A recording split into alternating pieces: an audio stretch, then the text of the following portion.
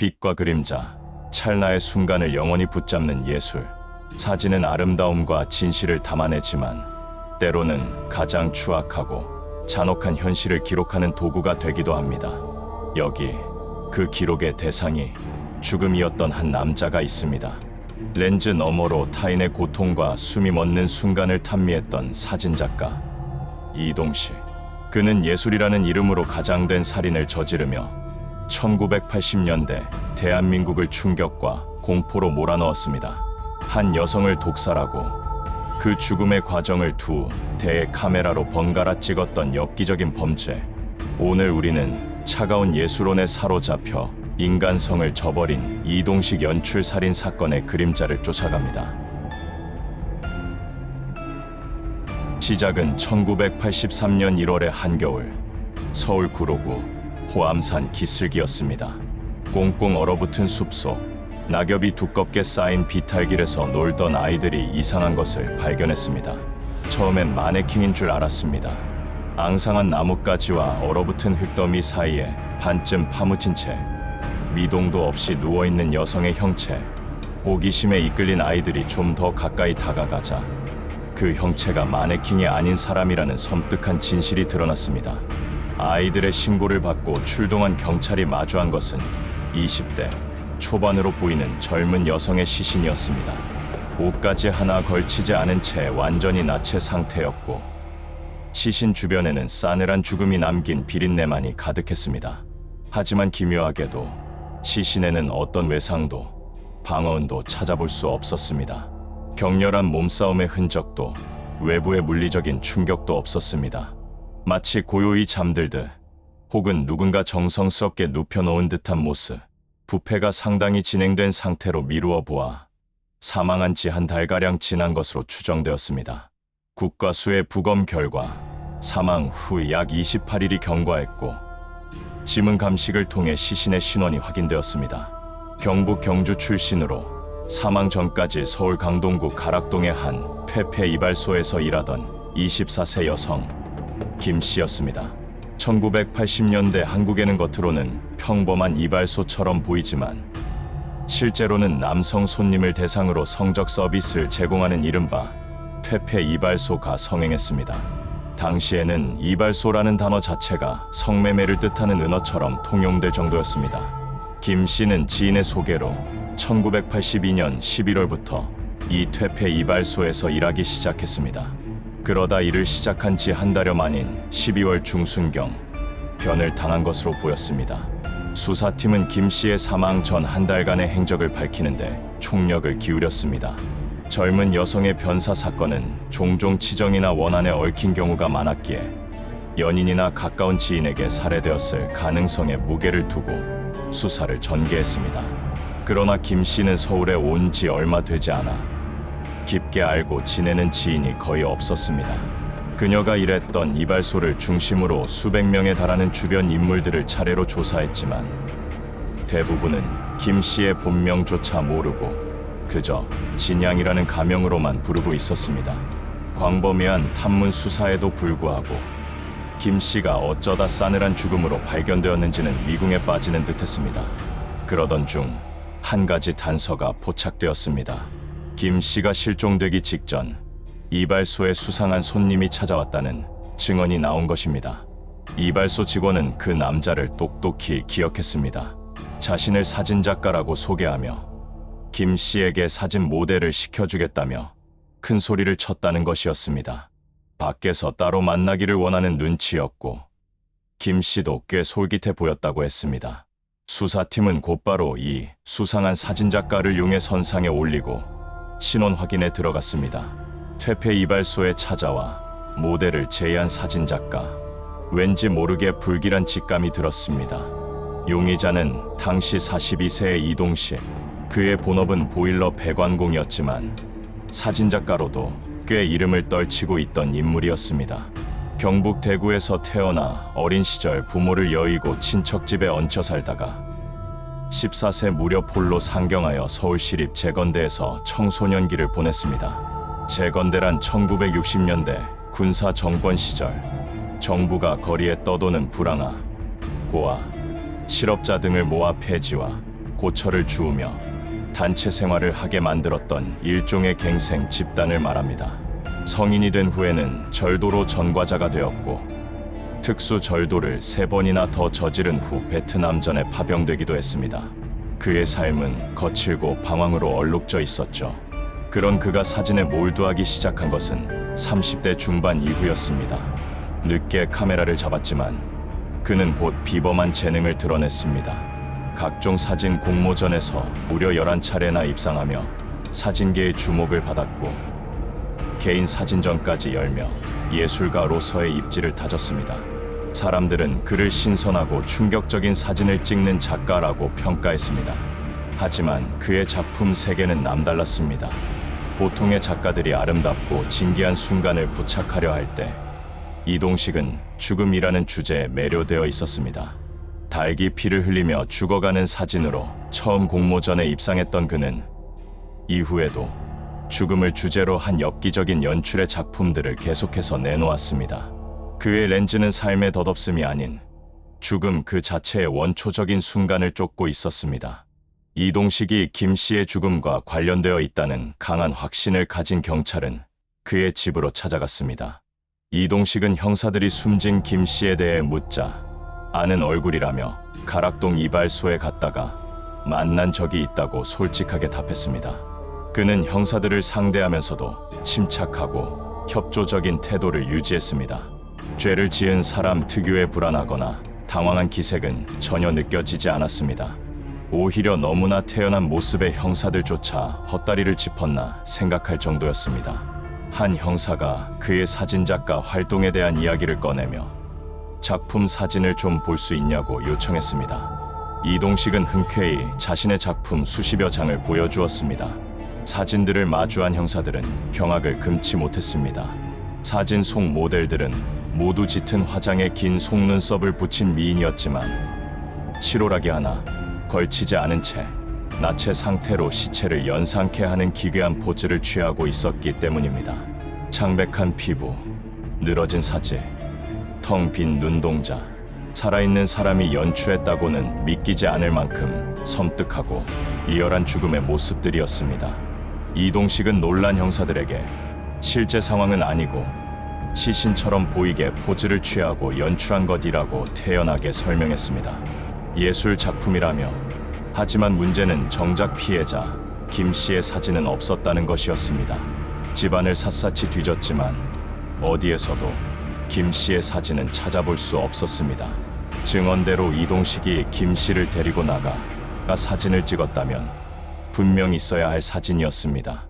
결국 그냥 돌아가야 하나 하고 형사들이 고심하던 찰나 한 형사가 이상한 점을 발견했습니다. 벽의 한 부분만 다른 곳과 달리 이상하게 도배가 되어 있었던 것입니다. 두드려 보니 다른 벽과 느낌도 달랐습니다. 조심스럽게 도배지를 뜯어내자 그 아래에서 숨겨져 있던 사진 한 장이 드러났습니다. 그것은 바로 김 씨의 사진이었습니다. 다른 사진들에 비하면 수위는 약한 편이었으나 사진 속 분위기는 더없이 음산하고 기괴했습니다. 숲을 배경으로 김 씨는 무표정한 얼굴로 누워 있었습니다. 형사들이 사진에 대해 캐묻자 이동식은 연출 사진을 찍었는데 사진이 마음에 들지 않아서 버리려고 한 것뿐이라고 둘러댔습니다. 예술 사진 작업 중 하나라고 아득바득 우기는 바람에 형사들도 일단 한 발 물러설 수밖에 없었습니다. 사진이 있다고 이동식이 피해자를 죽였다는 뜻은 아니니까요. 하지만 의심을 거둘 수 없었기에 이동식이 숨기려 했던 김 씨의 사진을 증거물로 확보한 뒤 계속해서 수사를 이어갔습니다. 수사팀은 먼저 사진 뒷면에 인화소 표식을 단서로 서울 종로의 한 현상소를 찾아가 이동식이 그동안 어떤 사진들을 인화했는지 물었습니다. 현상소 직원은 형사들의 방문에 몹시 당황하며 의미심장한 증언을 내놓았습니다. 저는 그 남자가 경찰일 거라고 생각했어요. 가지고 오는 필름이 죄다 여자가 다치거나 죽은 모습을 찍은 것이었거든요. 연출된 사진이라고는 믿기지 않을 만큼 리얼해서 당연히 범죄 현장 검증 사진인 줄 알았죠. 직원의 얼굴에는 아직도 그 사진들이 남긴 충격과 공포가 역력했습니다. 이동식이 범인인 것은 거의 확실해 보였지만 그를 잡아넣으려면 사진 속 여인이 죽은 시점에 대한 명확한 증거가 필요했습니다. 단순한 연출 사진이라는 이동식의 주장을 깨뜨릴 결정적인 증거가 고민하던 수사팀은 당시 사진 전문가였던 홍순태 교수를 찾아갔습니다. 홍 교수는 사진을 현미경으로 확대하여 분석하면 솜털의 상태로 생사를 확인할 수 있다는 놀라운 의견을 제시했습니다. 솜털이 서 있으면 살아 있었다는 것을, 솜털이 누워 있으면 이미 사망했다는 것을 의미합니다. 당시 대부분의 카메라는 솜털까지 확인할 정도로 화질이 좋지 않았지만 이동식의 사진은 최고급 장비로 찍은 것이었기에 현미경을 통해 솜털까지 선명하게 확인할 수 있었습니다. 홍 교수의 분석 결과는 충격적이었습니다. 김 씨의 사진 속 솜털은 모두 누워 있었습니다. 이는 촬영 당시 김 씨가 이미 사망한 상태였음을 명백히 증명하는 것이었습니다. 이 과학적인 증거를 토대로 이동식은 경찰에 체포되었습니다. 그는 처음에는 김 씨를 만난 것은 사실이지만 그저 사진을 찍고 바로 헤어졌으며 아마도 자신이 떠난 뒤 김 씨가 스스로 목숨을 끊은 것 같다고 주장하며 혐의를 부인했습니다. 하지만 경찰이 솜털 분석 결과와 사진 속 김 씨가 사망 상태였음을 증명하는 결정적인 증거를 제시하자 이동식은 그제야 말을 바꾸고 마지못해 살인을 시인했습니다. 그러나 그의 첫 번째 자백마저 거짓이었습니다. 그는 처음부터 죽이려던 것은 아니고 숲속으로 피해자를 데려가 사진을 찍던 중 작업이 잘 풀리지 않자 언쟁이 벌어졌고 몸싸움까지 이어지다가 여자가 소리를 질러대자 당황해서 입을 막으려다 질식시키고 만 것이라고 주장했습니다. 우발적인 범행으로 보이기 위한 시도였습니다. 계획적이고 고의적인 살인이 아니면 형량이 약해지니까요. 하지만 국립과학수사연구소의 의뢰한 부검 결과는 하지만 그의 거짓말을 완전히 폭로했습니다. 피해자에 의해서 청산염, 즉 청산가리가 검출되었던 것입니다. 이는 우발적인 범행이 아니라 처음부터 독극물까지 준비한 완벽한 계획 살인이었다는 뜻이었습니다. 더 이상 도망칠 곳이 없다는 것을 깨달은 이동식은 그제야 진짜 자백을 하기 시작했습니다. 그의 자백은 섬뜩하리만치 냉정하고 치밀했습니다. 이동식은 가락동 이발소에서 만난 김 씨에게 몸매가 예쁘니 누드 모델로 써주겠다. 모델로 성공하면 돈을 많이 벌 수 있다며 유인했습니다. 그리고 다음 날 촬영을 약속했죠. 1982년 12월 14일 그는 약속대로 김 씨와 만나 호암산 중턱의 한적한 숲속으로 데려갔습니다. 그곳에서 미리 준비한 감기약 캡슐에 청산가리를 몰래 넣어 김 씨에게 먹였습니다. 독이 퍼져 김 씨가 고통스러워하며 몸부림치는 모습을 그는 2대의 카메라로 번갈아가며 쉼 없이 찍었습니다. 끔찍한 비명과 함께 김 씨가 숨을 거둔 뒤 이동식은 시신을 낙엽으로 덮어 은폐하고 옷과 신발은 근처에 버린 후 유유히 집으로 돌아갔습니다. 마치 하나의 작품을 완성하고 돌아온 예술가처럼 경찰 조사에서 모든 살인 행각을 밝힌 뒤 이동식은 후련하다는 듯이 말했습니다. 그의 말은 듣는 이들의 등골을 오싹하게 만들었습니다. 한 인간이 죽어가는 모습, 그것이야말로 예술의 극치다. 나는 예술 사진을 찍었고 세상에 남겼으니 더 이상 여한은 없다. 그는 죽음이야말로 가장 완벽한 예술이며 자신은 그 순간을 기록한 진정한 예술가라고 굳게 믿고 있었습니다. 타인의 생명을 앗아가는 행위를 예술로 승화시키려 했던 잔혹하고도 뒤틀린 예술론이었습니다. 이동식의 엽기적인 범행 행각이 언론을 통해 대대적으로 보도되며 사회가 떠들썩해지자 숨겨져 있던 또 다른 의혹이 수면 위로 떠올랐습니다. 바로 9년 전 행방불명된 이동식의 전처 방옥수 씨의 실종 사건이었습니다. 방옥수 씨는 1975년 일본에 일자리를 구했다며 가족들에게 편지를 남긴 채 모습을 감춘 뒤 소식이 끊겨 그대로 실종되었습니다. 중간에 이동식이 기모노 차림을 하고 찍은 방옥수 씨의 사진 한 장을 가족들에게 전해주며 잘 있으니 걱정하지 말라고 했지만 이후 소식이 뚝 끊겨 생사 여부가 불투명한 상태였습니다. 이동식이 검거되자 방옥수 씨의 가족들은 경찰서로 몰려와 수사를 요청했습니다. 상황이 심상치 않음을 느낀 경찰이 전처의 행방을 캐묻자 이동식은 태연하게 죽여서 묻었다고 진술했습니다. 그는 아내를 매장했다고 가리킨 장소와 일대를 대대적으로 수색했지만 뼈조각은커녕 옷가지조차 나오지 않았습니다. 이동식은 아내를 죽였다고 자백하면서도 시신 유기 장소만은 끝까지 밝히지 않으며 경찰을 농락했습니다. 그의 입에서 또 다른 진실이 나오지 않을 것 같은 절망적인 상황이 이어졌습니다. 이런 상황에서 한 형사가 이동식의 벽장에 놓여있던 낡은 일기장에 주목했습니다. 지구절과 이상한 말장난들로 또 빼곡한 일기장을 정리해서 분석해보니 놀랍게도 그 안에는 살인 과정과 유사한 내용들이 암호처럼 기록되어 있었습니다. 마치 살인 일지 같았습니다. 일기장 속 암호가 맞다면 그가 살해한 사람은 20명이 넘었습니다. 이동식이 단순한 엽기 살인범이 아니라 훨씬 더 많은 희생자를 낸 연쇄 살인범일 가능성이 제기되는 순간이었습니다. 그의 삶의 궤적을 쫓아간다면 하비 글렌먼이라는 미국의 연쇄 살인범과의 섬뜩한 평행 이론을 발견할 수 있었습니다.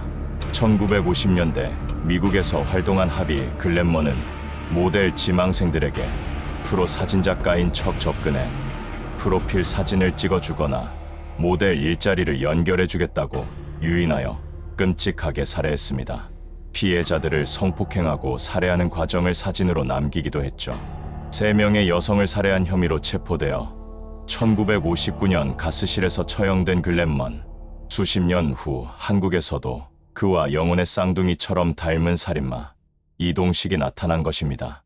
하지만 일기장 속 피해자들의 정체를 밝히기도 전에 사건은 새로운 국면으로 접어들었습니다. 1988년 서울 올림픽 유치에 성공한 뒤 국가 이미지 제고에 총력을 기울이던 전두환 정권은 이동식 사건을 나라 망신으로 규정했습니다. 국제적인 망신을 막기 위해 빠르게 사건을 매듭짓도록 지시가 내려왔습니다. 결국 이동식은 법정 최고형인 사형을 선고받았고 상고심을 거쳐 대법원에서 형이 확정된 뒤 1986년 5월 27일 서울구치소에서 형장의 이슬로 사라졌습니다. 전처 방옥수 씨의 행방과 일기장 속 20명이 넘는 피해자들의 실체는 끝내 규명되지 못한 채 영원한 미스터리로 남게 되었습니다. 수십 년이 지난 지금도 한국 범죄사에서 손꼽히는 엽기적인 살인 사건으로 회자되는 사진작가 이동식 연출 살인 사건. 한 예술가의 뒤틀린 욕망이 어떻게 인간의 가장 추악한 본능과 결합하여 잔혹한 현실을 창조했는지, 그의 이야기는 우리에게 깊고 어두운 질문을 던집니다. 예술은 어디까지 용인될 수 있으며 인간의 어두운 내면은 얼마나 깊은 곳까지 닿을 수 있는가? 이동식의 렌즈가 담으려 했던 죽음의 미학은 결국 그 자신을 파멸로 이끌었고 영원히 잊히지 않을 공포의 기록으로 남았습니다.